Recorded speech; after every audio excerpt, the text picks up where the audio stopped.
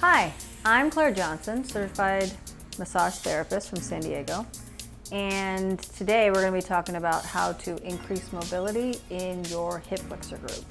So your hip flexor group is, if I can show you here, is going to be the top of the quad, maybe a little bit of adductor, and then the deep hip flexor muscles, which is going to be the psoas iliacus that make up the iliopsoas. So this is where we're going to be targeting today.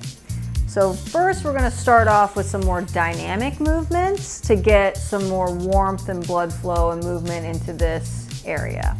So we're going to start on the floor and we're going to do donkey kicks.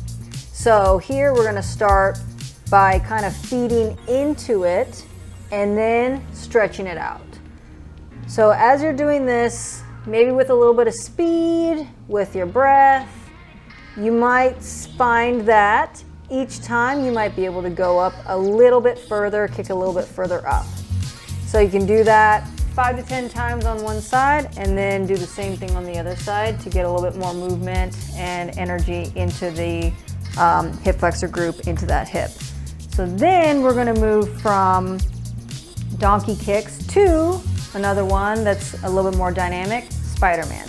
So here you can go from the knees or you can start from plank, and then you'll bring same side foot up to same side wrist.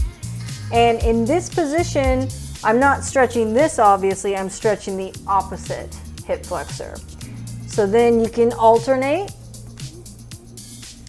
and you can move around in these too. You can kind of sink down.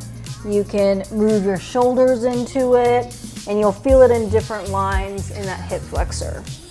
So again, another dynamic one where you can feel some heat and some warmth and movement into that hip flexor first. So starting off broad and then going in a little bit more direct. So that's the Spider-Man. Then we'll move into the a little bit more focused and targeted, the kneeling hip flexor stretch. So in this one, I want to use a little pillow here. So we're going to be focusing on this area. You'll start with your toes pretty far in front of you, and then you're going to lunge over that ankle. Now, this feels like a pretty good stretch already. To intensify it a little bit more, we're going to do a little bit more of like an active isolated stretching or like reciprocal inhibition. So some of you may have heard these terms before. You're kind of activating it to get more of a release. If you want more of a stretch in the front of the hip, you can contract the opposing muscle group, which is going to be your glutes. So you can also push downward here on this leg, and that gets your hips to kind of rotate. So that way you can feel a little bit of stretch just doing that as well. And then if you add a little bit more just kind of contraction in the glute, just doing that, you'll feel a pretty good stretch in the front as well. So this motion here, we're going forward and back. This is going to be the sagittal plane that we're working in. Then to add a little bit more, just to make sure you're hitting everything in that hip flexor, you can go side to side. This is going to be frontal plane movement, kind of like windshield wipers. So you'll feel in a little different spot on this one.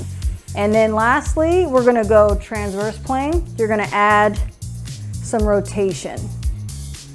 And you can go forward and rotate same side. You can go forward, opposite side. Do that several times till you feel like it's good and loose in here. So then those were different stretches, moving from more broad to specific. Now we're going to go into our rolling techniques. Same thing, we're going to go broad to specific. So first we're going to take our foam roller, and if we're targeting the hip flexor, it's good to make sure that you hit this whole muscle. So it's good to start kind of closer to your knee, and if putting all of your weight is a little too much, you can keep this other leg knee down to kind of help support you with a broader base. That way you can kind of control how much pressure you're getting into that area. Now, if you really want to get more pressure into it, just lift that leg off, whole body. And same thing, you want to kind of go more on the outside, more on the inside, hit that whole muscle group. And just keep working yourself up closer to the hip flexors. So that's the broad foam roller. Then you have some other options too. You can go kind of like a lacrosse ball type of a ball here.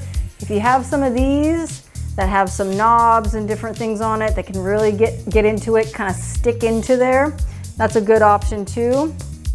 So with these, you can do it up against the wall, where I'll just show you kind of kneeling down, where you can get against a wall and kind of put pressure in here, and you can really kind of regulate the amount of pressure that you're putting in there.